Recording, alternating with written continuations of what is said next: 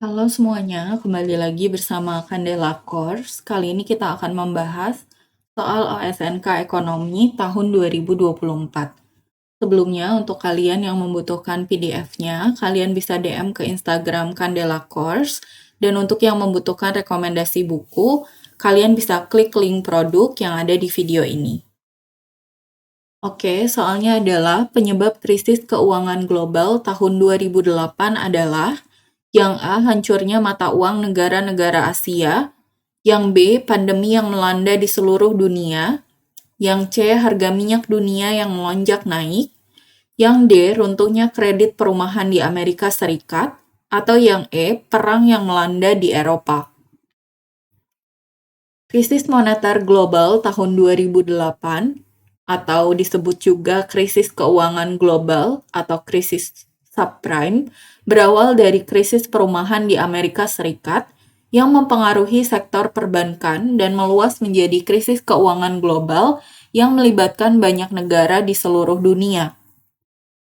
Krisis moneter global tahun 2008 berawal dari krisis perumahan subprime di Amerika Serikat, di mana praktek pemberian pinjaman hipotek subprime yang tidak hati-hati menyebabkan banyak peminjam gagal membayar utang. Selain itu, lembaga keuangan mengemas pinjaman hipotek ini ke dalam produk investasi yang kompleks seperti collateralized debt obligation atau CDO dan mortgage-backed securities atau MBS yang sulit dinilai secara akurat.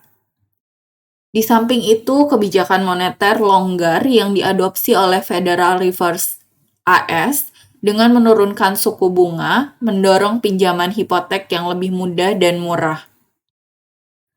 Pertumbuhan pasar derivatif seperti credit default swaps atau CDS juga berkontribusi terhadap krisis.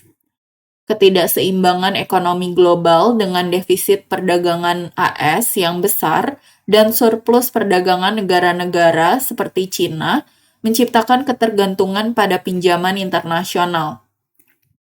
Gabungan faktor-faktor ini menciptakan gelembung perumahan yang pecah, mengakibatkan keruntuhan perbankan dan menyebar menjadi krisis moneter global yang mempengaruhi berbagai negara dan sektor ekonomi.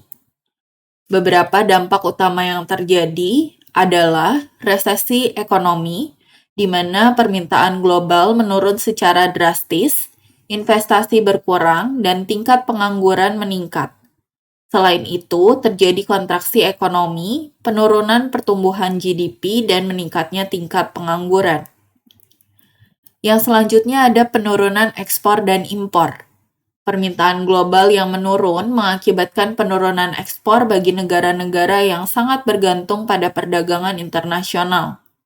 Sektor ekspor seperti industri manufaktur dan ekstraktif mengalami penurunan pesanan dan pendapatan yang signifikan. Selain itu, impor juga terpengaruh karena permintaan domestik yang menurun. Yang selanjutnya keruntuhan sistem perbankan.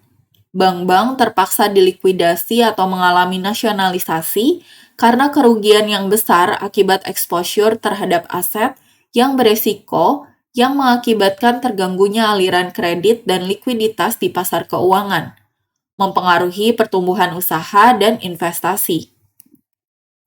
Yang selanjutnya adalah krisis utang soberana. Kondisi ekonomi yang buruk, penurunan pendapatan, dan peningkatan beban utang menyebabkan negara-negara seperti Yunani, Spanyol, dan Portugal menghadapi kesulitan dalam membayar utang mereka. Mereka memerlukan bantuan finansial dari lembaga-lembaga internasional seperti Dana Moneter Internasional atau IMF dan Uni Eropa untuk menghindari kebangkrutan. Yang selanjutnya, kebijakan stimulus dan reformasi. Ini ditujukan untuk mendorong pertumbuhan dan menciptakan lapangan kerja, dan untuk memperkuat sistem keuangan dan mencegah terulangnya krisis serupa di masa depan. Upaya ini meliputi peningkatan pengawasan perbankan, perubahan dalam regulasi keuangan, dan peningkatan transparansi pasar keuangan. Jadi, jawaban yang benar untuk soal ini adalah yang D. Penyebab krisis keuangan global tahun 2008 adalah runtuhnya kredit perumahan di Amerika Serikat. Oke, terima kasih sudah belajar bersama Candela Course. Jangan lupa untuk join member, like, share, komen, dan subscribe. Semangat!